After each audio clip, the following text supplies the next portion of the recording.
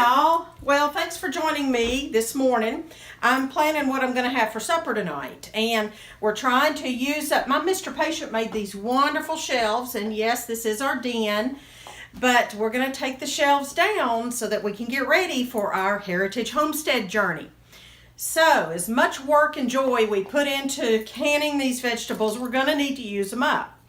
So I have the yellow squash and onions that Little Miss Homemaker and I canned last summer.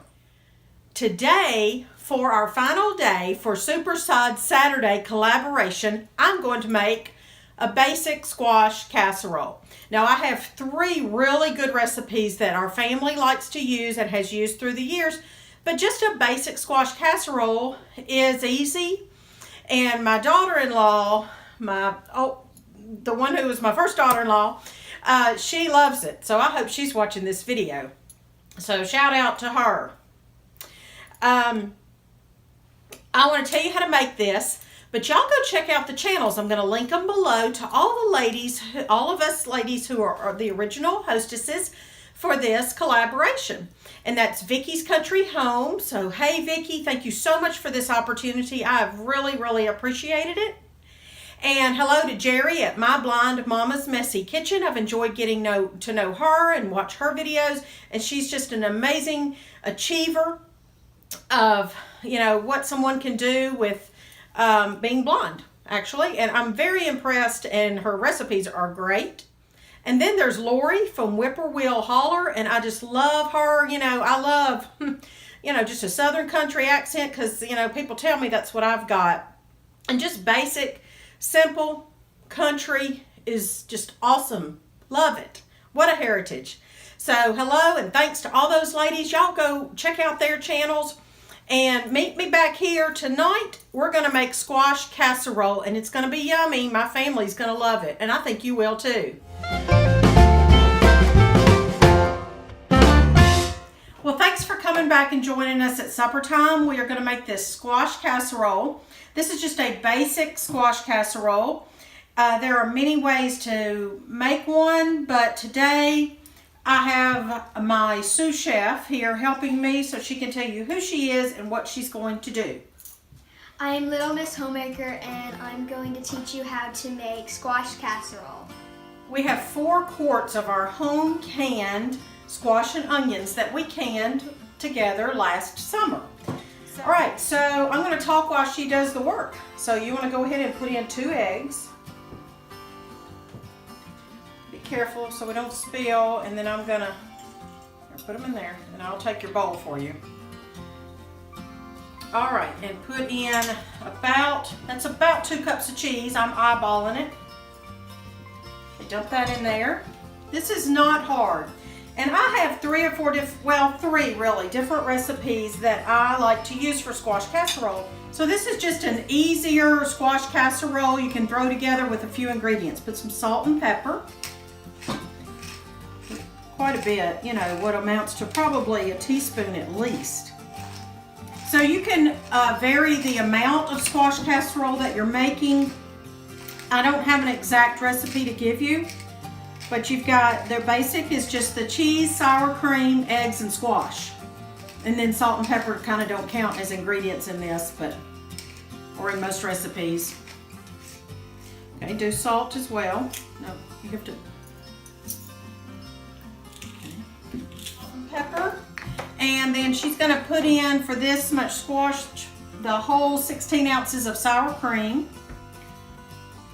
So again, we've got 4 quarts of home canned squash and onions, about 2 cups of cheese, your choice really, salt and pepper, 2 eggs. You can do 1 egg, you could do 4 eggs. The more eggs, the more poofy it's going to be, like a souffle type poofiness.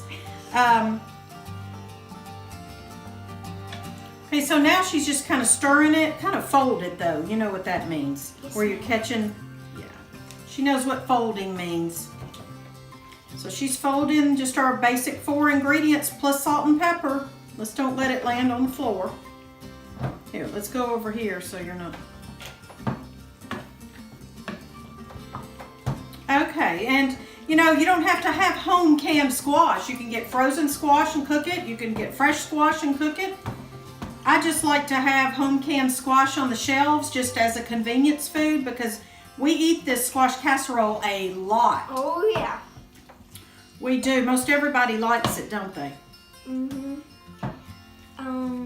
My sister-in-law likes it too. I told him that in the intro. Yes, it's funny you say that. I told him that in the intro. She said her sister-in-law loves it. That's true. That's true.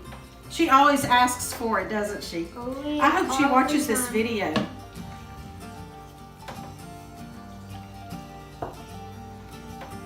Okay, now while she's stirring, and the process is over basically.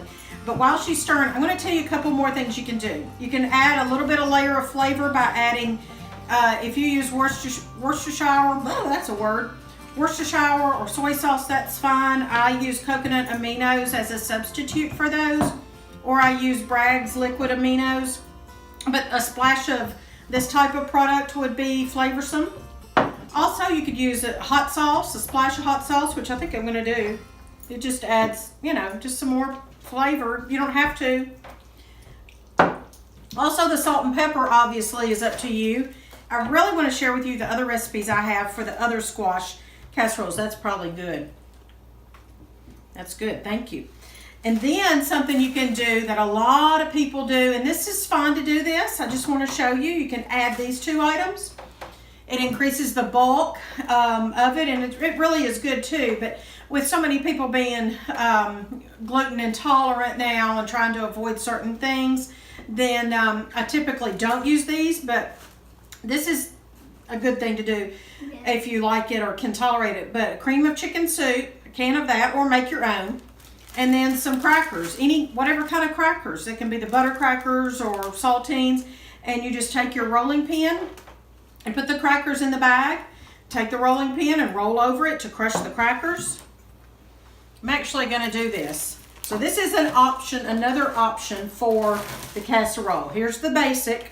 So basically we're giving you two recipes. You want to do that? Will that be fun? Yes, ma'am.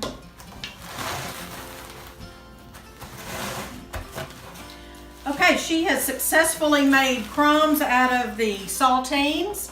And that's all you do. They can be as fine or not. All right, she's actually made crumbs, and I don't know, were there 30 or so crackers in here? There were 30, yes, ma'am. Oh, she counted. All right, so I'm actually going to do this little addition, this option, because I haven't done it in, you know what, maybe even over a year or more. I don't know. I just, I haven't. So go ahead and add this cream of chicken soup in here. What we're doing here turns it more into of a stuffing type texture or idea, and it adds more volume and flavor, but you don't have to. We typically do not add these two items we're adding today. We just want to show you the different options. Okay, throw that away and that away. And that's it. And so there you go, y'all. I will share with you my other recipes. One that's my very, very favorite includes some other additions. I will share that sometime. And then one that my mother made that was very rich. And that is what I used to make when we got married, first got married. And my husband claimed he didn't like squash. But he eats it all the time. Yes, he does now. Good point. He claimed that. And so I made the recipe that I'm talking about that I'm going to make for y'all sometime. You see, we didn't use a recipe. You know, we just have, I try to encourage my daughter to cook with a, what would you say, go ahead and take a method instead of a recipe. Try to memorize the recipe. So she can just cook without using an exact recipe is my goal. You could also put your cracker crumbs on top or a stuffing mix. You can also mix your cracker crumbs with some melted butter. You can also put some melted butter in this squash casserole. I've been known to add a dollop or two of mayonnaise just for some extra flavor and your fat there. And then You can put some cheese on top. That looks yummy. It really is versatile. You could put this with different vegetables. You could put a mixture of like mixed vegetables, corn, carrots, a package of frozen.